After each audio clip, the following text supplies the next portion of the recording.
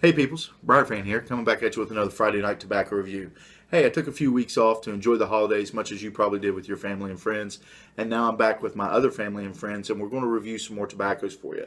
Tonight we're going to take a look at Mac Baren Mixture Scottish Blend.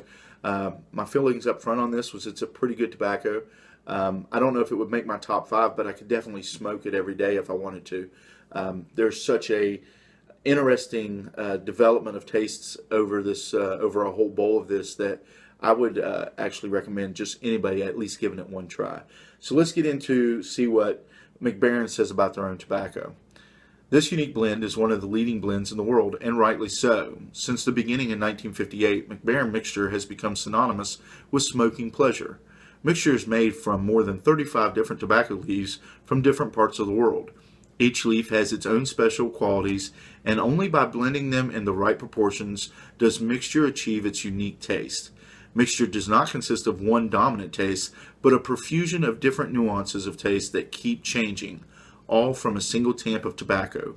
Mixture is a unique, slightly aromatic blend, which you can enjoy all day long. I agree with that.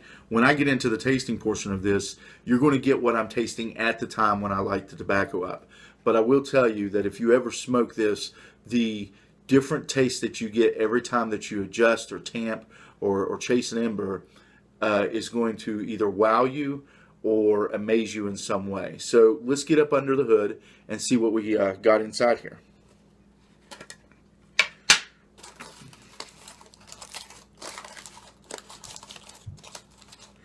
We'll root our nose around in it and see what we can smell. Right off the bat, there's a fruit smell that I pick up. It's not a goopy fruit. It's kind of a sweet, fruity smell.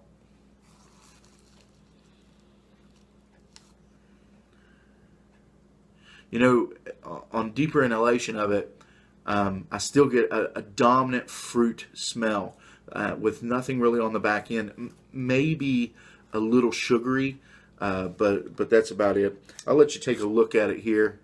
You can see there it's pretty much ribbon cut, but what I did find was these large flakes that I ended up having to rub out every once in a while, but most of it's just cut in ribbons. It's pleasing to look at. It's got a variety of different colors, your blacks, your browns, and your tans. So all in all, it's a good looking tobacco. This tobacco wasn't it was moist, but the tin that I received was not overly moist, not to the point where I had to dry it out that much. When reading on the tobacco, at times I saw some reviewers say that they did need to let it dry out quite a bit. So we're going to get into my favorite part, which is the tasting. And like I said, I'm going to give you what I'm tasting at the time, and then I'll go into some of the different things I tasted over time.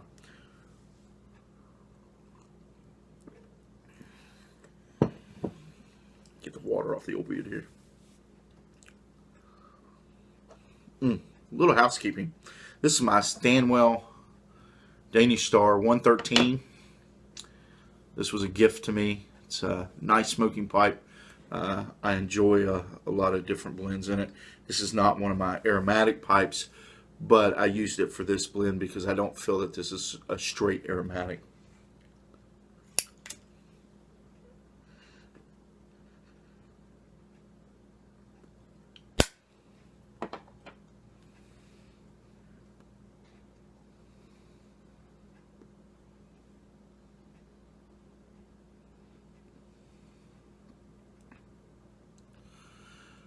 Okay, so what I'm picking up right now is kind of a hay taste or an earthy taste, with a little bit of a sweet fruit on the back end.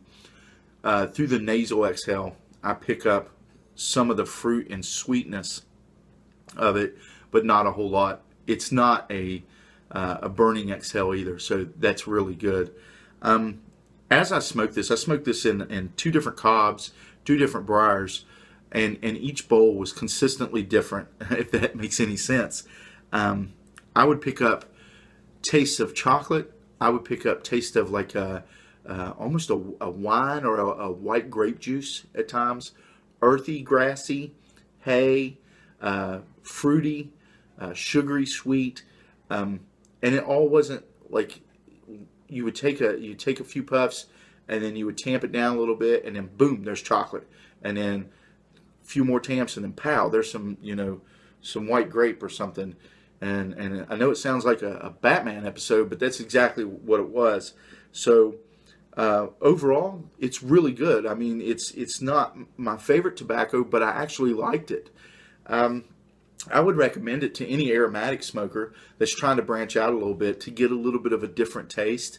But I would recommend it to non-aromatic smokers also. It's actually not that bad. I don't think that somebody that really enjoyed heavy, strong Englishes would like it, because this is kind of on the mild side, at least to me it is. I didn't get much of a nicotine hit off of it, but it was a pretty good, enjoyable smoke. Other than that, that's all I really got to say about it. I'm glad to be back. I'm glad that you guys are watching. I hope that some of you missed me. I doubt you did. To have to look at this mug, probably the break was a good thing for you. But I am glad to be back, and I'm glad to be back on the videos for you. Next week, I don't know what we're going to look at. I thought about doing maybe the Capstan Blue, but I have a few more Sutliff stuff, that Sutliff cans. I don't really call them tins; they're cans to look at, and I may throw one of those in. Guys, you know how to get in touch with me. Put your comments down in the box. I have no problems with that. You know where my email is. You know how to get in touch with me on Instagram. If you got to get a hold of me, do that. Other than that, guys, I'll see you next week, hopefully with something really good. I may throw in a few bonus reviews this upcoming week. I've got a lot that I've got to do. I'm not overwhelmed, but I'd like to get some more stuff out to you and get more stuff on the tube. So, guys, take her easy.